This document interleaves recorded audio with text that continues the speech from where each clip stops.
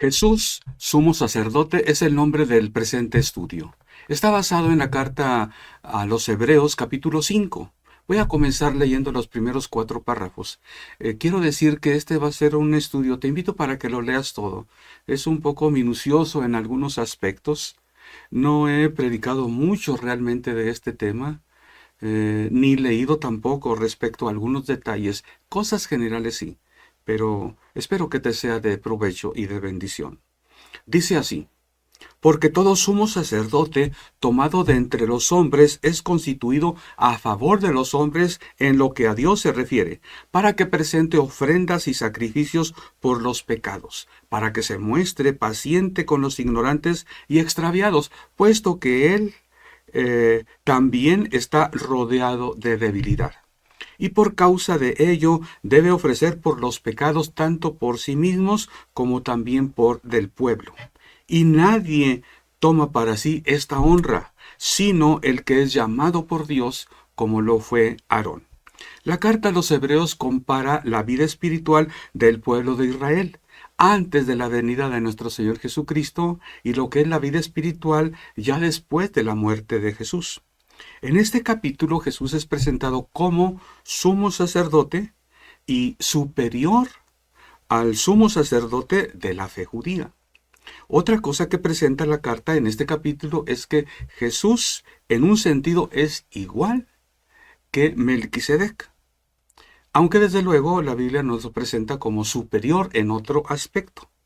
La labor del sumo sacerdote judío era presentar ofrendas y sacrificios a nombre del pueblo, pero debía primero ofrecerlos por sí mismo. El sacerdote, mayormente el sumo sacerdote, no se erigía a sí mismo, era Dios quien lo constituía.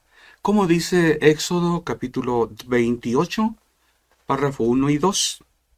Harás llegar delante de ti a Aarón tu hermano, y a sus hijos consigo, de entre los hijos de Israel, para que sean mis sacerdotes, a Aarón y a Nadab y a Abiú, Eleazar e Itamar, hijos de Aarón. Y harás vestiduras sagradas a Aarón tu hermano, para honra y hermosura. A mis espaldas está una imagen de un edificio, un tabernáculo que está en Israel, al sur de Israel, en Timna Park. Está a escala 1:1 de lo que fue el tabernáculo con sus patios, todas las partes del tabernáculo y el interior también. A mis espaldas está la imagen del sacerdote y del sumo sacerdote. Podemos ver cómo es más sencilla la del sacerdote. La del sumo sacerdote es de más colores y tiene en el pecho, el pectoral, 12 piedras preciosas. Las palabras que están aquí, las instrucciones de Dios para Moisés fue que deberían de ser vestiduras para honra y hermosura. Es honroso el ministerio de sumo sacerdote. Las vestiduras deberían reflejar la honra que Dios le daba, el privilegio que Dios le daba y la hermosura de lo que representaba, porque estaba representando a Dios. Y bueno, el versículo 5, siguiendo con la lectura de Hebreos 5, dice que igualmente Jesús no se constituyó él mismo como sumo sacerdote, fue Dios quien lo señaló de esta manera especial. Podemos recordar cuando fue bautizado también que se oyó una voz del cielo: este es mi Hijo amado en el cual tengo complacencia. Hebreos capítulo 5, versículos 5 y 6 dice así: así tampoco Cristo se glorificó a sí mismo, haciéndose sumo sacerdote, sino el que le dijo: tú eres mi Hijo, yo te he engendrado hoy. Como también dice en otro lugar: tú eres sacerdote para siempre, según el orden de Melquisedec. Jesús como sumo sacerdote fue engendrado. Los teólogos por siglos opinaron, discutieron si Jesucristo había sido engendrado en el sentido de haber tenido padres, engendrado, si provenía de algún lugar. La mayoría dijeron no, Él es eterno, de manera... decir engendrado se refiere a un origen. Gen habla de origen. Tuvo un origen, tuvo un comienzo en un momento dado después de que alguien más ya vivía, ya era. Y dice, no, es que ha sido coeterno con el Padre. Es lo que dice realmente Juan 1:1. En el principio era el verbo era Dios, el verbo estaba con Dios. Entonces era desde el principio, ha sido copartícipe de todo el Hijo juntamente con el Padre. Pero en el pasaje que estudiamos se refiere a Jesucristo, el que vino como Jesús de Nazaret, que vivió en santidad como requisito para ser cordero que expiara nuestros pecados y que en un momento dado ofreció sacrificio. En ese sentido, que llegó a ser constituido sumo sacerdote. En este sentido es que habla la carta a los hebreos que fue engendrado, o sea, tuvo un origen. No fue siempre sacerdote, sumo sacerdote. En el principio era el verbo, era el logos. Es el origen de todas las cosas. Después, bueno, ya en lo que es tiempo, cuando en Jesús de Nazaret, Él es el que es constituido sumo sacerdote. Quiere decir que Dios lo tomó así para que entrara al lugar santísimo. Aquí en la imagen que está atrás, eh, les decía que es un tabernáculo hecho escala 1:1 en Dimna Park. Bueno, el fondo se ve la cortina, atrás está el lugar santísimo, donde entraba el sumo sacerdote una vez al año. Ahí entró Jesús. A partir de qué momento fue sumo sacerdote, no sé, pero a partir de cuándo fungió como sumo sacerdote fue con su muerte. Entró al lugar santísimo a ofrecer no sacrificio por sus pecados, sino a ofrecerse a sí mismo como sacrificio por nosotros, como Cordero de Dios.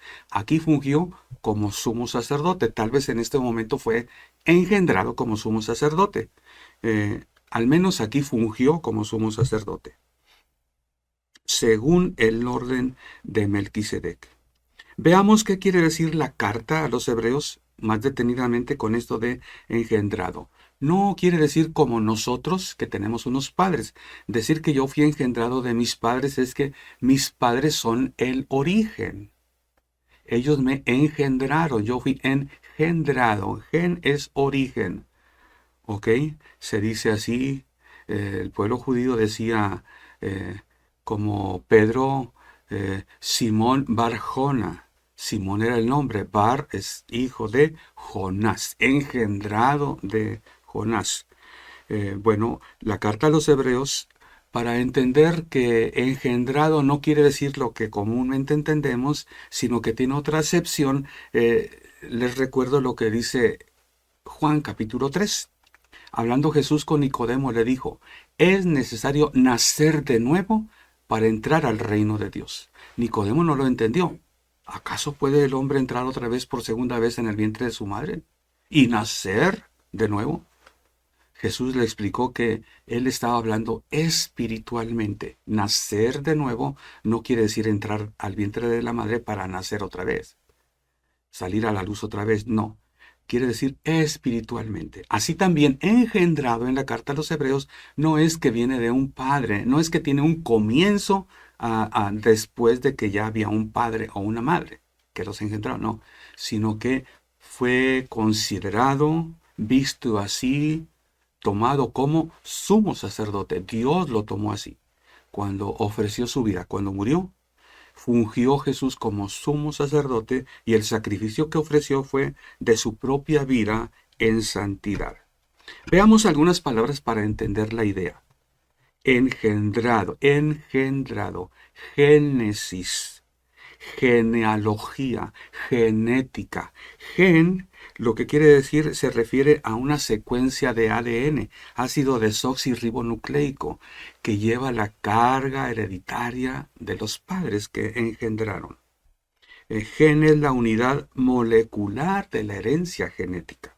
Entonces, engendrado nos está diciendo cuál es el origen como sumo sacerdote. El origen de Jesús como sumo sacerdote es Melquisedec. ¿Ok? Dios lo constituyó así como constituyó a Melquisedec. ¿Por qué no dice que Melquisedec fue hecho como Jesús, si Jesús es más que Melquisedec?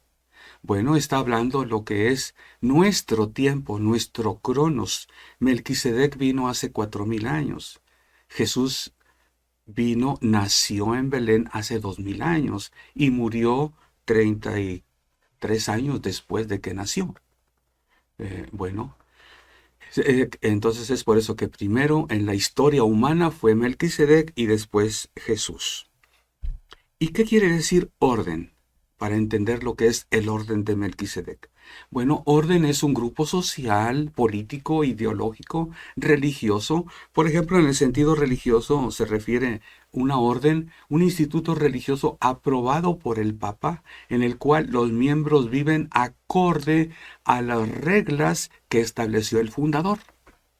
Por ejemplo, las reglas, la orden de los jesuitas. Los jesuitas viven de acuerdo a como dijo Ignacio de Loyola.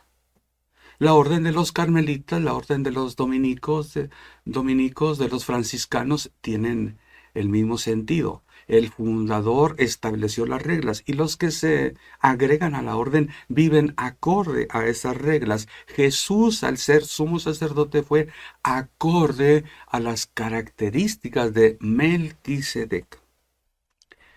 Engendrado, entonces dice el versículo 6, como también dice en otro lugar, tú eres, refiriéndose a Dios, hablando al Hijo, tú eres sacerdote para siempre según el orden de Melquisedec. Hablando, mejor dicho, dije el Hijo, bueno, en un sentido, el Hijo del Hombre, Jesús de Nazaret. Cuando digo Jesús de Nazaret me refiero al Logos encarnado, no al Logos de Juan 1:1, que era coeterno con el Padre, sino al que está descrito en 1:14, el Logos se hizo carne. Se hizo como nosotros y habitó en tiendas, tabernaculó entre nosotros, dice Juan 1:14, texto griego. Bueno, engendrado según el orden de Melquisedec, es entonces constituido acorde a las características que tuvo Melquisedec. Es lo que yo decía al principio, en un sentido Jesús es igual que Melquisedec. ¿En qué sentido? Como sumo sacerdote. Como logos, claro que nadie se puede comparar a Jesús, a Jesucristo. Juan, el Bautista, cuando bautizó a Jesús, él dijo, cuando Jesús iba a bautizarse, dice, este es el que viene después de mí, el que es antes de mí, del cual yo no soy digno de desatar la correa de su calzado. Melquisedec, hipotéticamente hablando, podría haber dicho, viene después de mí uno que es antes que yo. De aquí a 2000 años van a ser. Estoy diciendo hipotéticamente. Melquisedec vino hace 4000 años, Jesús hace 2000 años. Bueno, ¿y quién es Melquisedec? Hay varias teorías, hay muchos videos en YouTube, hay muchos estudios en internet acerca de este gran personaje.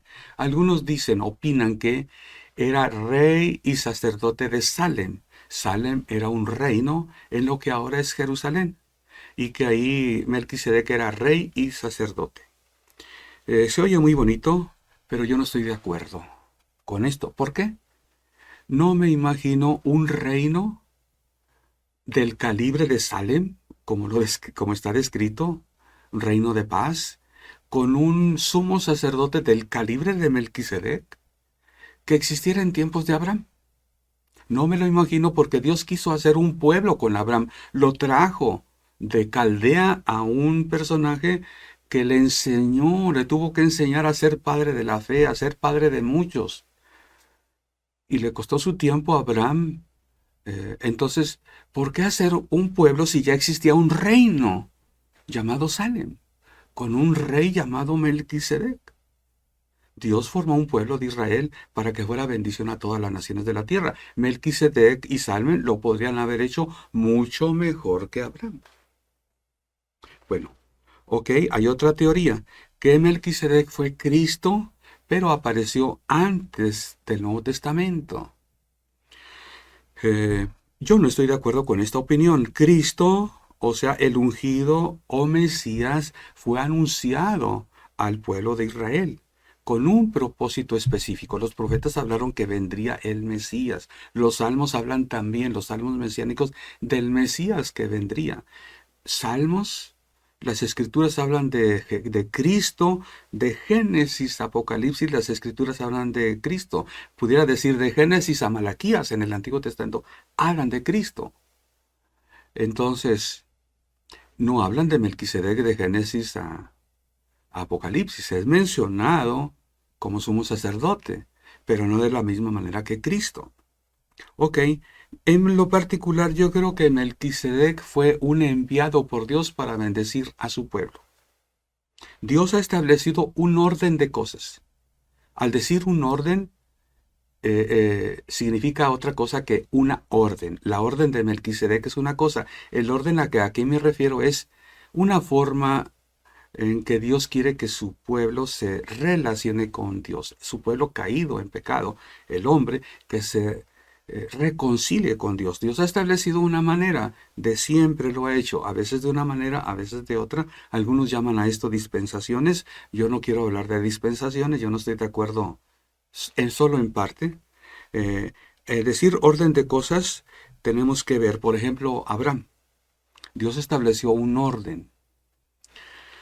Abraham tuvo que aprender a creer.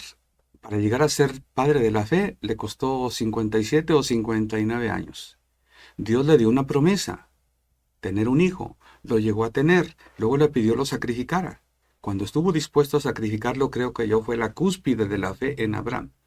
Aprendió, porque en su vida se ve que en algunos momentos le faltó esa fe.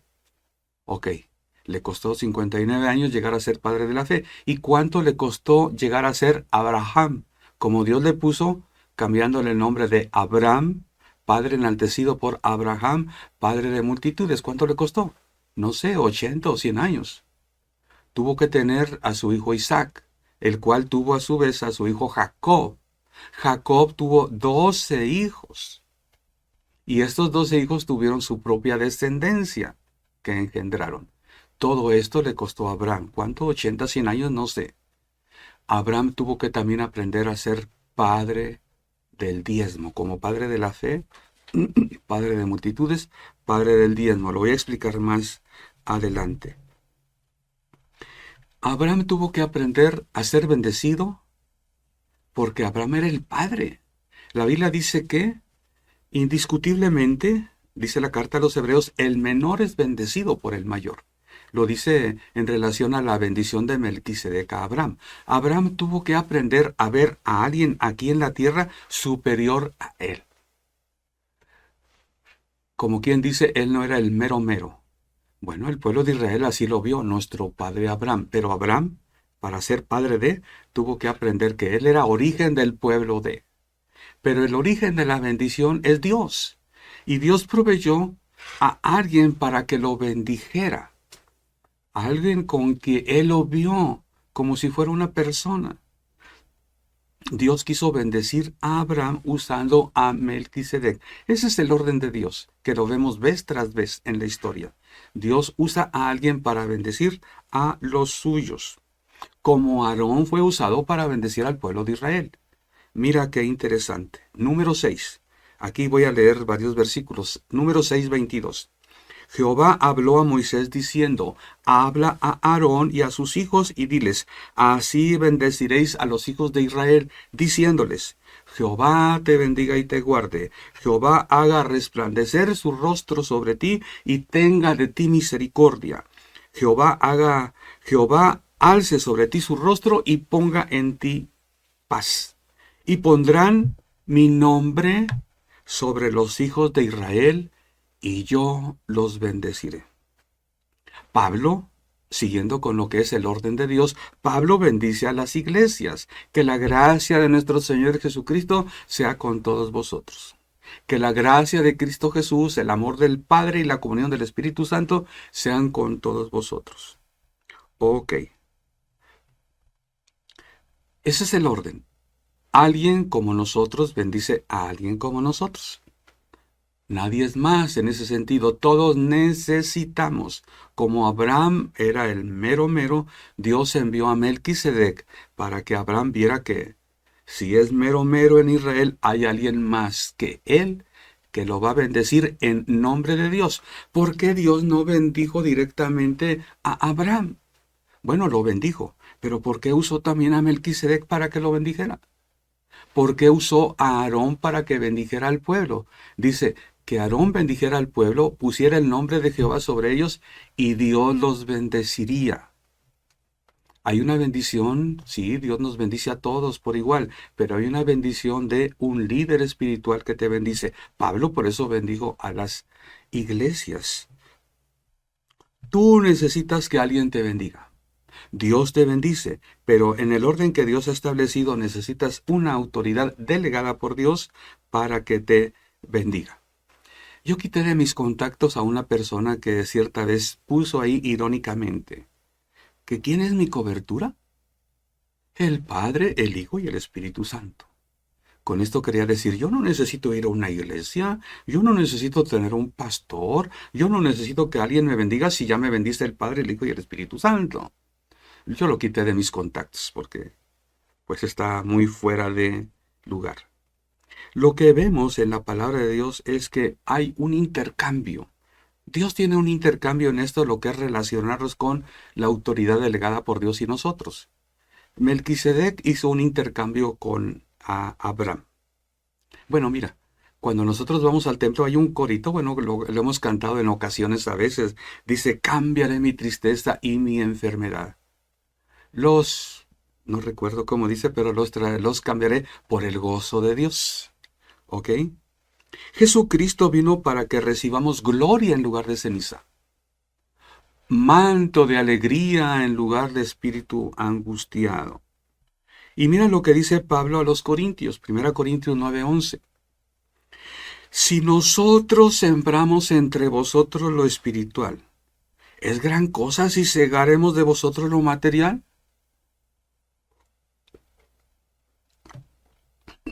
Y lo hace como una pregunta hipotética. ¿Es mucho que cegáremos de ustedes lo espiritual? Pablo lo dice eso a una iglesia en la que no ciega lo material. Dice la palabra que el siervo es digno de su salario.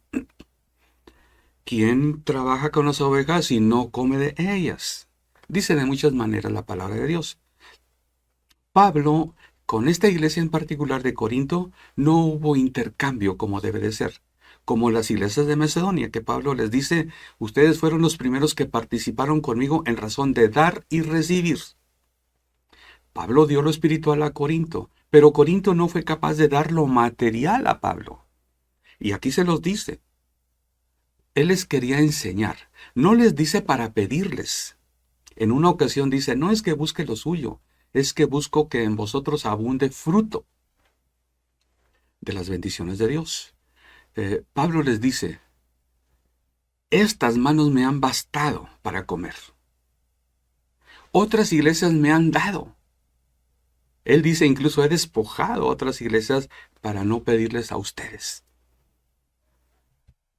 Un poquito duro el apóstol Pablo, pero era por la dureza del corazón de esta iglesia.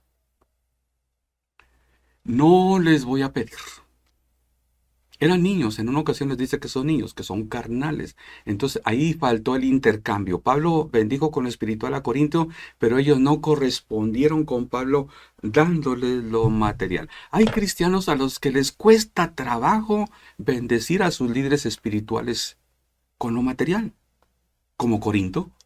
Cristianos carnales los hay. Yo recuerdo en una ciudad que llegué por ahí con una ex compañera del seminario, en una ciudad que llegamos ahí a vivir, bueno, en Monterrey, perdón.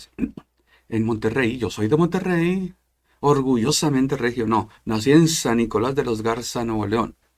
Bueno, anduvimos aquí, anduvimos allá, estudiamos en un seminario, estudiamos en otro seminario, hemos dado clases en diversos seminarios, bueno.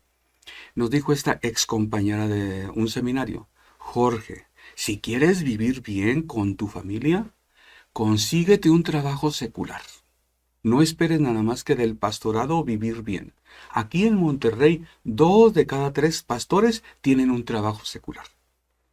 Qué triste que una iglesia no sea capaz de intercambiar la bendición. Recibo lo espiritual, yo doy lo material. Pablo le dice a Timoteo, no te enredes en los negocios de la vida, no vayas a un trabajo que te quita el tiempo, que te quita el sueño, que te quita el que te dediques, como dijo Pedro, nosotros nos dedicaremos a la palabra y a la oración. Cuando el pastor tiene que, además de eso, tener que ir a trabajar, abrir el negocio, correrle, tomar el taxi, el autobús, batallar con el agua, batallar con el tráfico y todo, no puede dedicar lo que Dios merece. Yo soy psicólogo también. Cuando he dedicado más tiempo a la psicología, tiempo que usé, no 100%, pero sí era la principal labor, nada más le decía a mi secretaria, nada más me apuntas 4 pacientes, no más. Yo les voy a vender a mis clientes 1 hora de un tiempo de una persona relajada, en paz, equilibrada en todos los aspectos. No puedo tener 5, 6, 7, 8 pacientes. Tengo que dedicar atención especial a ellos, nada más 4, no más. Bueno, el pastor, ¿qué tiene que hacer? Está disponible 24 horas. Las ovejas del Señor requieren eso. Entonces, por eso el intercambio, la necesidad del intercambio. Doy lo espiritual, recibo lo material. Bueno, estamos hablando de lo que fue Melquisedec y Abraham. Pero te he dicho cómo es que eso se aplica a todo lo que es la vida cristiana. Pablo nos enseña lo que él aprendió. Y me parece que lo que te he explicado de la carta a los Corintios lo habla muy claramente. Mira lo que dice Génesis 14, 18 y 19. Esa es otra parte de lo que presenta Hebreos capítulo 5 y que yo te estoy compartiendo en este estudio. Ya dijimos del sumo sacerdocio, del intercambio, de la bendición de alguien similar a nosotros que nos bendice. Ahora, hablando del intercambio, es un intercambio, Melquisedec bendijo a Abraham. Dice así: entonces Melquisedec, rey de Salem y sacerdote del Dios Altísimo, sacó pan y vino. Y le bendijo, diciendo, bendito sea Abraham del Dios Altísimo, creador de los cielos y de la tierra. Y bendito sea el Dios Altísimo que entregó tus enemigos en tu mano. ¿Y qué hizo Abraham en este intercambio? Le dio los diezmos de todo a Melquisedec. ¿Para qué quería Melquisedec los diezmos? Melquisedec no le pidió los diezmos. No sé cuándo, cómo le haya venido al corazón y a la mente de Abraham darle los diezmos. Hay algunos que dicen, es que los pueblos paganos daban diezmos a sus reyes y no sé. La Biblia no lo dice así. Pero si Abraham vio eso, otros dan diezmos, porque yo no voy a dar diezmo a mi Dios, el que sí es Dios, el que no es ídolo. No sé, pero por eso yo llamo a Abraham padre del diezmo. Es el origen. ¿Cuál es el origen del diezmo? Abraham. Hay quien dice que la ley, no, Abraham. Lee Génesis capítulo 14. Melquisedec dio a Abraham pan y vino. ¿Acaso Abraham tenía hambre? Claro que no. Cuando Jesús instituyó la cena del Señor, ¿qué le dio a sus discípulos? Bueno, la instituyó después de comer la Pascua. Entonces les dio pan y vino. ¿Por qué? Porque tenían hambre. ¿Les quedó hambre? De ninguna manera. Habían comido la Pascua, que era una comida a saciedad. Era una fiesta familiar. Jesús la tomó con sus discípulos después de comer la Pascua. Tomó un pan y ahí la abundancia, la saciedad. Ya comieron, ya terminaron, pero allí había pan también. Todo lo que quedaba debía quemarse, pero Jesús tomó un pan y les dijo, esto es mi cuerpo, que por vosotros es dado. Luego después tomó la copa del vino y dijo, esta es mi sangre del nuevo pacto. Y, instituyó lo que llamamos comunión del Señor o cena del Señor. Les dio pan y vino. Jesús nos da su vida. Con esto es que nos da su vida. Esto es mi cuerpo. Esta es mi sangre. Sangre habla la vida. Jesús dio su vida. La derramó por nosotros. ¿Nosotros qué tenemos que hacer? Bueno, dice la Biblia que debemos vivir para aquel que dio su vida por nosotros. Debemos darnos. Los diezmos lo que representa es nuestra vida. Me costó mi esfuerzo, sudor, quitar los cardos y espinas de la tierra, sudor de mi frente, cansancio, agotamiento, envejecimiento. Darle a Dios los diezmos es de reconocerlo como creador y dueño de todo. Dar los diezmos es darme yo a Dios.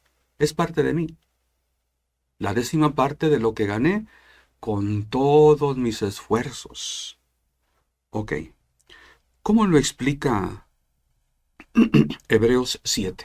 Hebreos 7:6 dice, pero aquel cuya genealogía no es contada de entre ellos, o sea, Melquisedec, tomó de Abraham los diezmos y bendijo al que tenía las promesas. El que no tenía genealogía tomó de Abraham los diezmos. Él no lo necesitaba, no lo fue a meter al banco, no fue a comprar un carro ni una casa. Es un personaje especial. Apareció nada más para bendecir a Abraham y tomar los diezmos de Abraham. Dios nos quería enseñar algo, no cabe duda, con este personaje. Y sin discusión alguna, el menor es bendecido por el mayor. ¿Ok? Y aquí ciertamente reciben los diezmos hombres mortales, pero allí uno de quien se da testimonio de que vive. Y por decirlo así, en Abraham pagó el diezmo también Leví, que recibe los diezmos, porque aún estaba Leví en los lomos de su padre cuando Melquisedec le salió al encuentro. Aquí, ¿quién recibe los diezmos? Hombres mortales, aquí y ahora. ¿Ok? Y allí, o sea, y allá, y entonces, ¿quién lo recibe? Uno que vive, Melquisedec. Cuando se escribe la carta a los hebreos se habla de que Melquisedec vive. No dice vivió. Yo dije que apareció, pero aquí el autor dice vive. O sea, Melquisedec fue un enviado de Dios que estaba en el cielo, lo envió para bendecir a Abraham. Hay algunas personas que dicen, yo no estoy de acuerdo con el diezmo, porque es de la ley, o es del antiguo pacto. Bueno, ya he mencionado que su origen es Abraham.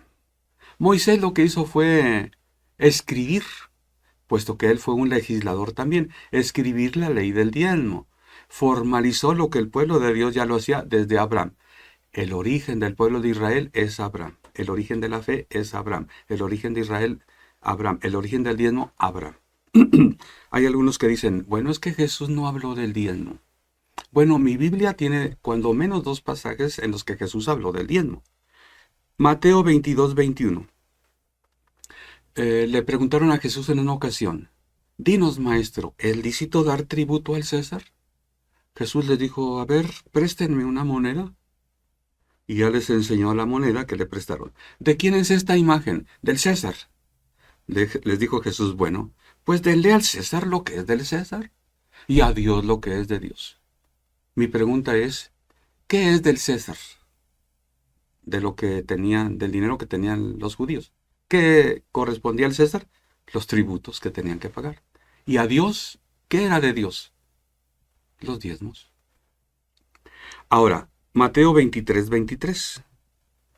Ay de vosotros, dice Jesús, escribas y fariseos hipócritas, porque diezmáis la menta, el eneldo y el comino, y dejáis lo más importante de la ley, la justicia, la misericordia y la fe.